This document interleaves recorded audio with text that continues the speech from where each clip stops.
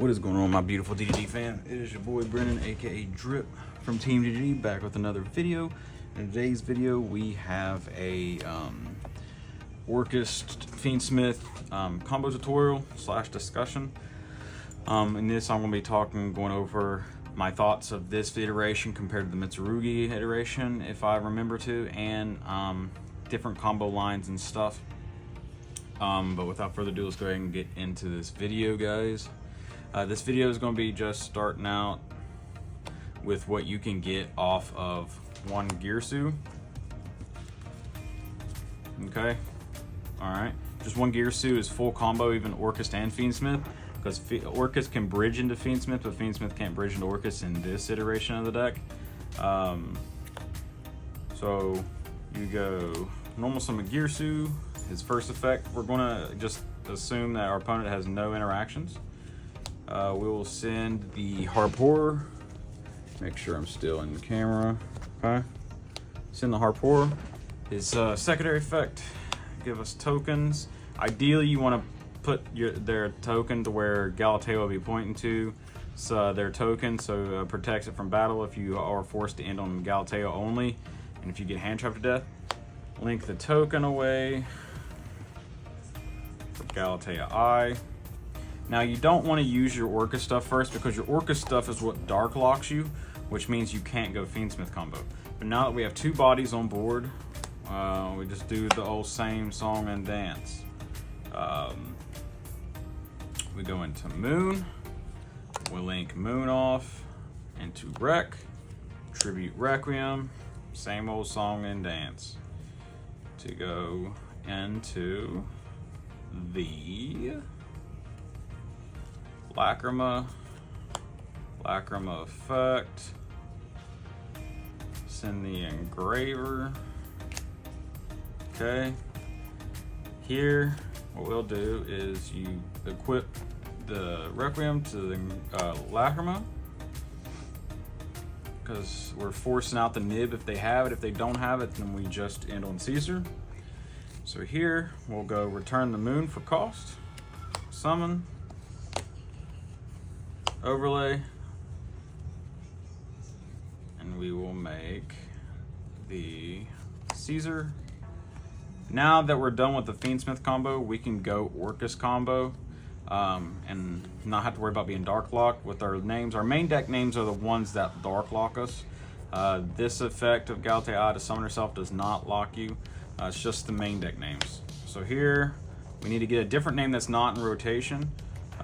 So since we have Gearsu in rotation, we don't need to get him in rotation. We will get the Nightmare in rotation, or the Skeleton, whatever one that you don't have. Now, what you can do is banish the, sorry for my chair, banish the Gearsu, summon, link these two away into Galatea. Now you target anything, buffs the attack by the level times 100. Send the wand to get the banished power back in rotation. That's why wand is important in this build. A lot of people don't run it, they just want to rely on skeleton, but you're not really getting much off of it. You want to get the Nightmare in rotation again. Effect, target to shuffle back, set and activate the Babel. Now what you can do here is overlay for Gearsu to attach, and then you can link these two off for your second Galatea. That's why the second Galatea comes up sometimes. The second Galatea always comes up. You can't get away with one if you want to play the longevity game. This is basically what one Gearsu gives you. Now, what will one Gearsu plus one extender / discard give you? Well, let's find out right now. Alright, here we are at the Gearsu in the discard. Let's just say it's a Fualos. You drew it for turn, because you're like me, you have bad luck and draw the Charmies for the 6th draw. Start with this same old song and dance from combo 1. Send the Heart, aka whatever one you don't have in your hand. Effect, token, link off for the Galatea. Galatea Eyes effect, pitch for cost to the graveyard. It's for cost. So it can't do it under D-Shift or D-Bury. I mean, not D-Bury, but anything that takes away graveyard. But it's nice because it gets the Orcust names out of your hand for cost. So now we get to search. Since we have Orcust names on live, we will just go ahead and search the Babel. Okay. Now, what we can do here is the same old song and dance. Link 2 into Moon. Link Moon off into Requiem because it's a light fiend. Tribute for the Lacrima effect. Gotta get another fiend in graveyard, aka the Engraver in rotation. Play around Nib or force the Nib. Quip. Make the Necro Quip. One thing I will say, I'm going to pause right here. What's really nice about Necro Quip is if you make Necro Quip before you go, like let's say you open Engraver or you open Tract. It's really nice sometimes to make Necro Quip before you make Galatea Eye, because if you pitch an Orcust name or another monster like Fu or something out of hand for Galatea Eye's effect, you get a free draw off of Necroquip Princess.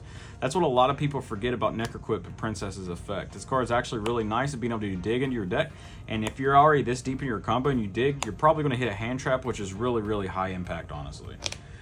So here, we'll shuffle back the Moon for cost, summon, overlay. If they didn't nib us for this, because this is very good right now, definitely into the Mitsurugi line matchup.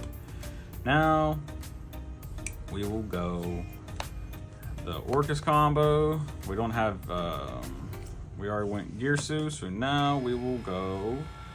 We got to get the other names in rotation. Nightmare. Banish the Gearsu. Summon the Galatea Eye. Summon.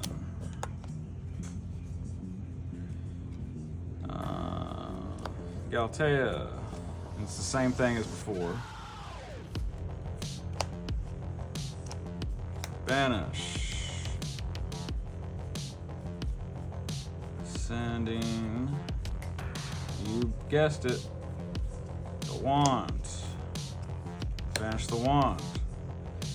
Get the Nightmare in rotation. The reason why getting Nightmare in rotation is because it makes it to where you can do the line to where you can get Crown live on your opponent's turn if you have a spare discard with Galatea Eye.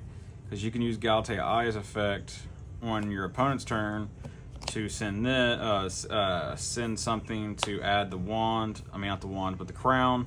Banish this, send the wand effect to graveyard to summon the Crown from hand to get Crown effect live on your opponent's turn. So now, what we'll do is effect, shuffle back the wand. You always typically want to shuffle back the wand because it's the most generic in the form of helping you get your rotations. This combo line is basically the same way, as the same inboard as our last one. The only difference is we end with Crescendo, which is a non-negate plus having Babel at the same time. So we get an extra interruption. So now, ding effect, equip. So we have follow-up. Link these two off for another Galatea, where it's pointing to something, so it can't be destroyed by battle. So what this gives us on our opponent's turn is an Omni Negate, follow-up, because we can summon another Gearsu and set up for our turn during their end phase or whatever, or send the Skeleton, because what you do is here is you'll banish the Harp, summon another Gearsu effect Foolish Skeleton, so you can summon back the Ding as a free send. So you summon back the Ding, it's a non-target send, then you can discard a card. You can use Galatea Eye, banish the other Galatea, summon, discard a card, chain, send Nightmare effect, send Wand, and then Wand effect will trigger in graveyard to summon the Crown, which is a monster negate from monsters from the extra deck. That was summoned from the extra deck.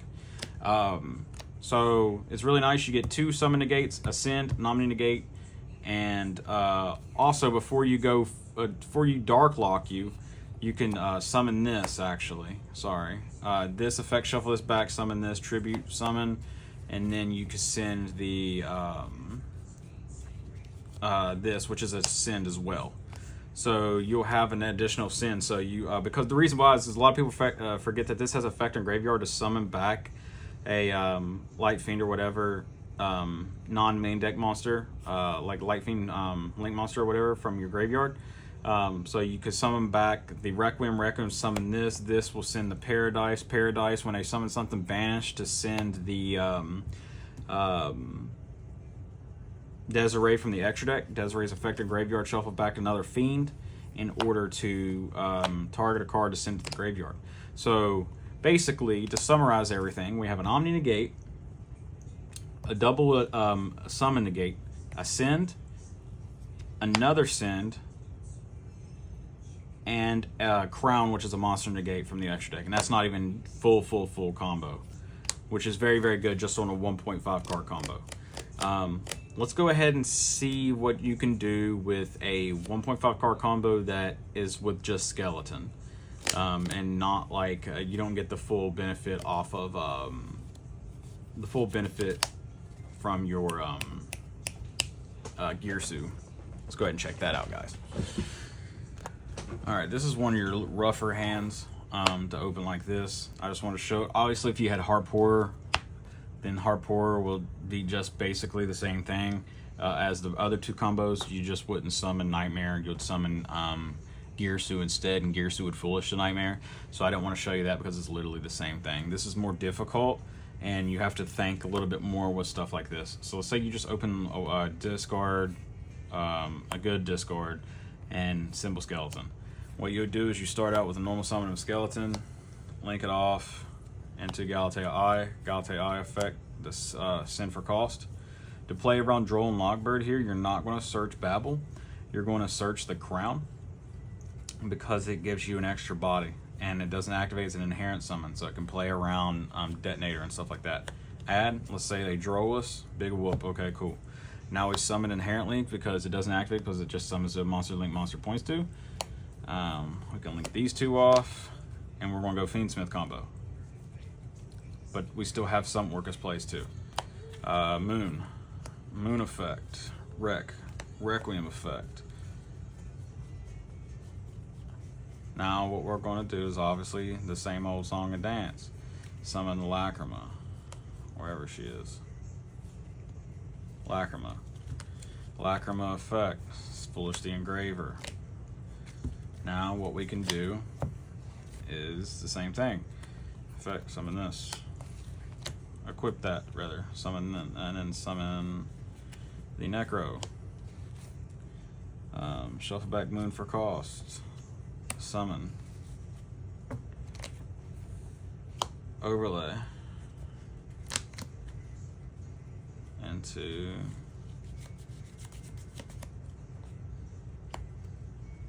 Actually, I take that back. Sorry, I apologize. You would not make that here. Let me back up. You will still, this will be like this. You didn't equip the Requiem. So now what you do is you shuffle back, you summon this. What you do here is you link these two off for the sequence effect. Shuffle back these three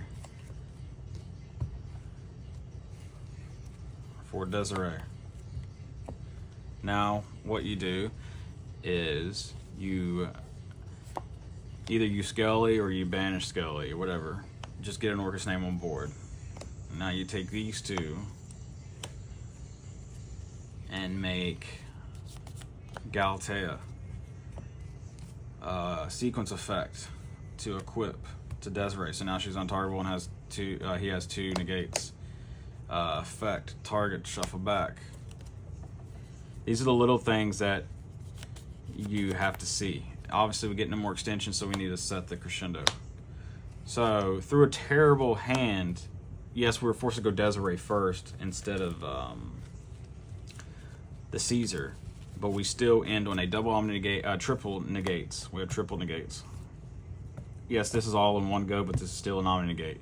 And then this will give us follow up on our opponent's turn, on our turn, which is not the worst. So yeah, it's kind of mediocre, but I was wanting to show that line because that line, it doesn't come up that much, but if it does come up, I wanted you to be able to see it, honestly. Now let's just get to the discussion part of the deck. I don't really need to show the Fiendsmith lines, like if you open Engraver and stuff like that, because I literally just showed you, because all you do is you just discard the Engraver, search the track, and then track effect, add the Lurie, pitch Lurie, or if you have Nightmare in hand, you add the Lacrima, pitch the Nightmare, and then just normal summon. If you don't have a normal summon, just normal summon the Lacrima. That's another thing too. I mainly want to get to the discussion portion of this video. The reason why I like the Fiendsmith version is it plays better through Lancia, and because if you're playing the Mitsurugi lines, the Mitsurugi version, if you don't open Mitsu cards, you are heavily reliant on your Orcust cards to resolve, because your Orcust cards will feed you to your Mitsu cards in the form of helping you make King of the Feral Imps. So if they Lancia you, you're just pretty much dead in water if you opened only Orcust cards. As of where at any given moment, as long as I open an Orcust card or a Fiendsmith card, I can just pivot at any given moment. As long as I'm not dark locked, but a good player will always play around that until you are certain that you can still put up an average board or better through that. Excuse me. So that's another reason why this version is just better. On top of that, the ability to make a Chaos Angel, not very many decks have outs for it right now. So this deck, just being able to make a light and dark Chaos Angel for free is just nasty, because it just solos games. Like in my Mitsu games, if I simplify the game state and I just make this, then they're almost just sitting duck, because no matter how many times they recycle it with prayers or summon it back with Futso or whatever it is, it doesn't matter. It doesn't matter. And then, but yeah, that's another reason. On top of that, like I said before, the consistency of the two engines meshing very well together it meshes better, in my personal opinion, than the Mitsu. I feel like don't get me wrong, the Mitsu version is very good. The only reason I think a lot of people are gravitating towards that iteration is because of the ability to run Dominus Impulse, because Dominus Impulse is a very high impact card. But I feel like in a lot of ways, yes, Bell is not as good as Impulse, I'm not saying that, but for the most part, Bell can cover a lot of the matchups that the Impulse would. Yes, Impulse is way better than Bell, I'm not denying that. It's just, I could just run Bell, and the Fiendsmith engine just gives me so much more like flexibility and more ability to play through high impact cards that generally hurt Orcust. As of where the Mitsu opens up the extra deck a little more, I will say. But there's not much really in my extra deck that I have ever missed. Like I said in my profile, I summoned every single one of these cards in my extra deck at least once. But that's my main explanation on everything. If I missed anything, don't hesitate to ask. You know that. Just ask me, and I will try my best to answer you guys. But with that being said, it's your boy Brent, aka Drip from D.D.D. Sign out till next time. Peace. Good only, my guys. Love you.